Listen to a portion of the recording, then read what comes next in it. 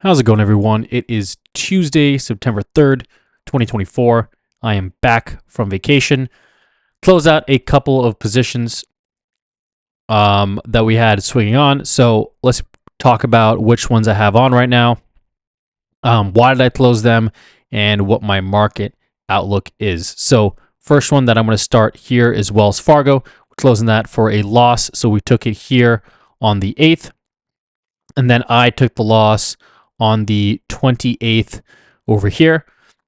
So you can see that the stock had broken through the 200 SMA, which is your first warning sign, and then it was managing to advance up over its AVWAP-Q through the 50 SMA and now above the 100-day SMA. So it has rallied up quite a bit. The main theme you're seeing here with the stocks is that I got the market wrong, and most of these picks didn't hold up. There was one pick that did hold up, but most of them didn't hold up.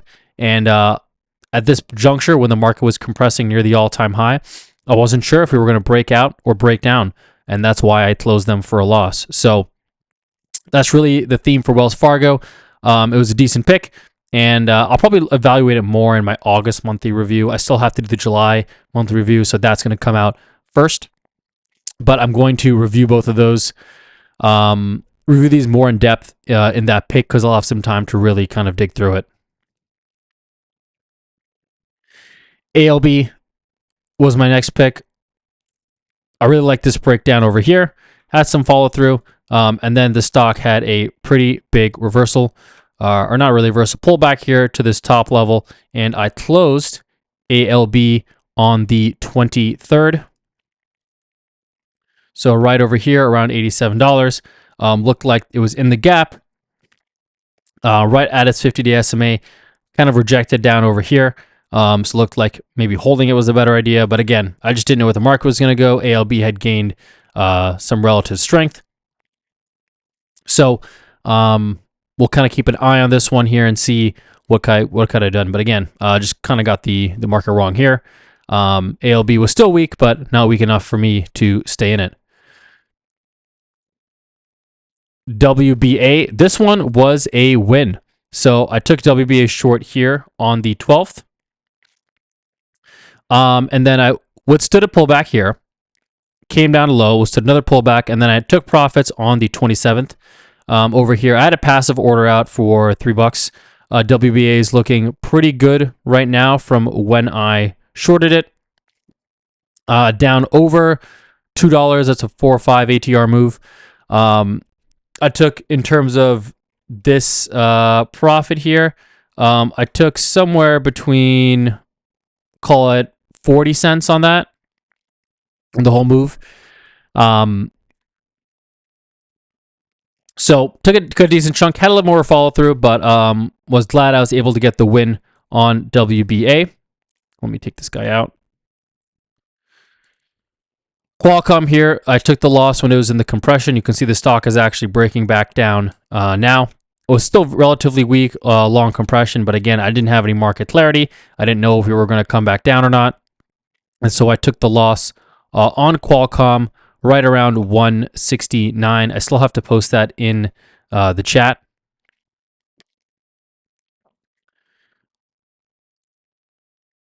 MRK.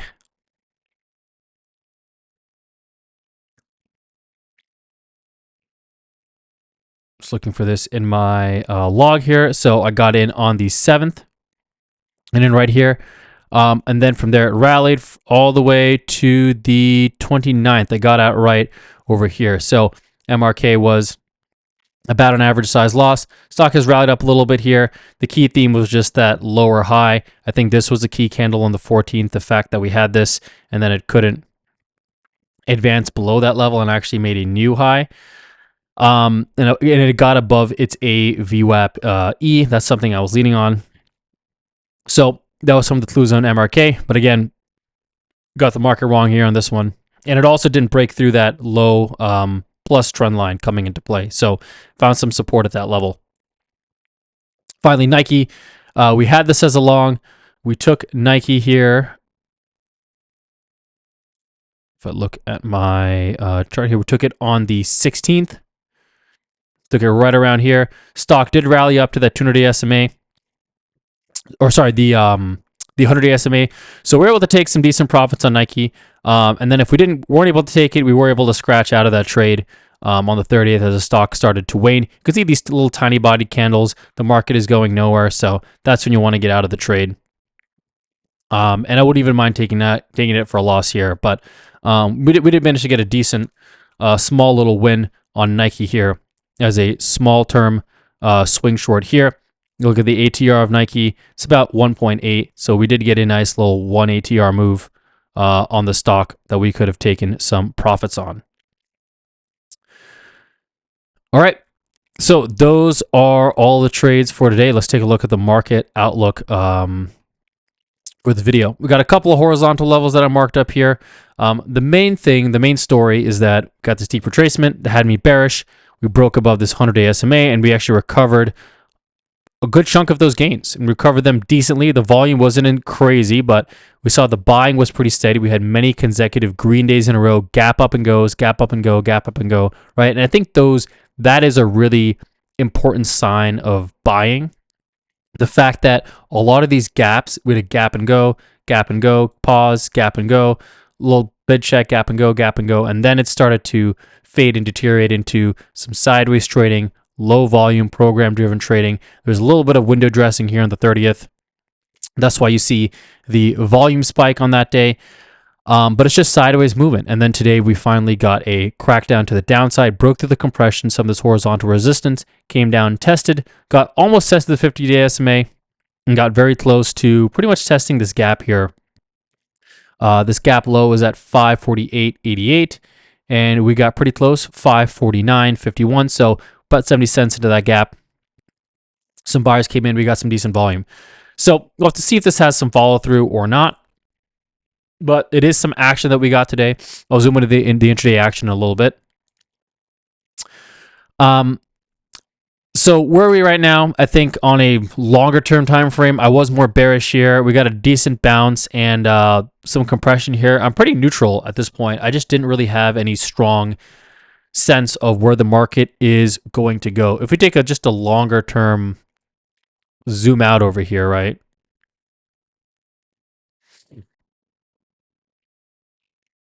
So market made this kind of weak move higher, and this little last leg, deep retracement coming back in. This was a deeper retracement than last, so this could be the second shot in the bull market here. I'm not sure. But I think the fact that we had a very, very big retracement, it happened very quickly, and then we came back in over here. I just don't know which side is going to be stronger, right? Until we get a convincing break one way or the other, or we see some sort of move down, I'll kind of trade that short-term trend. My short-term bias was neutral actually. Today it is potentially a little mildly bearish. I want to see, we got to close below the prior day low. We're right at the 50-day SMA. I want to see if maybe we can get a little bit more follow through on this kind of move. Or if we'll kind of get snapped back right into the range, and buyers are we willing to gobble at this price? So we know that they are engaged, we know that sellers are engaged. It's just going to take a while to see who wins. And I think the best thing is, to me, keeping it short term, doing some day trades, always some earnings time spreads because they're market neutral. And you can even take some short term swing trades. That's something I'm going to be focusing on getting more proficient at. I've been pretty decent about them in the past, but I've had a lot of success with short-term swing trading when we had a very strong bullish market tailwind. I want to see how I can do in this sort of environment where we are seeing some back and forth fighting on both sides. You have to be a little bit more nimble and understand really where to pick your spots. Now, stats for this month, I think we had a really strong start to this month. We actually did not have a losing trade for the first week or so. We got a lot of wins, and a lot of that too, we weren't able to offset some of our losses by not trading there. So might be a little bit more skewed this month. I think that's okay. I'm not personally very worried. I don't think it's indicative of my skill. I think it does maybe show some weak spots here, but I think to me it's just another learning opportunity, another way to improve my skill, and I'm not too bothered. I did even lose some decent sum of money, so I had to kind of recuperate the account a little bit, had to inject it with a little bit of Lifeline cash, so I didn't fall below PDT. But I'm not worried about that too much. I had my game plan, I knew the risks, I was wrong, and I took the loss. And it's one of those things where I did lose some money, but I'm not losing sleep over it. I really didn't bat an eye. It didn't bother me on vacation. I really didn't think about it twice. And I'm happy to be in cash right now and just sort of deploy that when I need to be.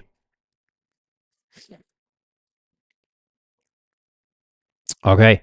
One other pick I had, by the way, which I did not mention, was Kupang as a swing long on 819. Here's 819. We took it here. Didn't quite get to the level that we needed to get to. So I think we had the opportunity to take that as a small loss. And the final two things I had were 2 day trades on the 20th. I had AI short as a day trade, and I had PanW long as a day trade. So let's take a look at 820 and see what those M5 charts look like.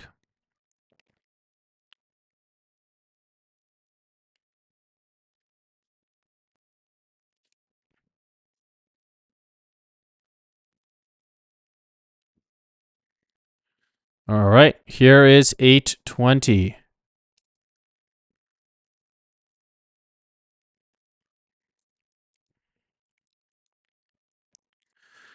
We see 1OP and 1OL is a little bit off, but that's okay. We can just look at the price action and the volume here, and I'm going to go into AI as well on 820.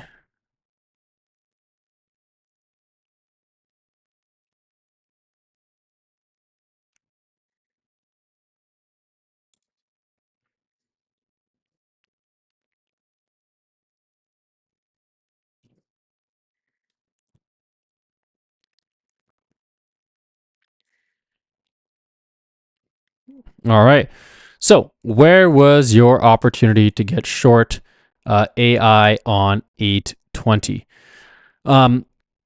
So, what you can notice here is that we had a pretty strong move down, and then we had a decent bounce. It hit some support, and it didn't quite get back to that support much later in the day. So, you had to be aware of that support, first of all. You can also see that the market had a bit of a rally later in the day, and the stock had lost some of its relative weakness. So, to me, the clue to get short was probably very early in the day. I think this is an early day setup. If we look at the situation yesterday and also look at what AI was looking on the D1 chart, it was a rejection off that 15 EMA. Had some room to test the gap fill right here, and had some very steady buying. So this is a stock where you enter a very steady trend, and then you would probably sell into strength. We had a pretty tall bounce. So you could probably sell in at a double bottom. Or you could sell in or maybe have a sell stop when it starts to get above that 8 EMA. But I would say really just riding this trend earlier in the day. One clue might be when we break through the low of the day around 10:30, right? So we know that SPY is looking pretty weak here, or maybe even 10:15.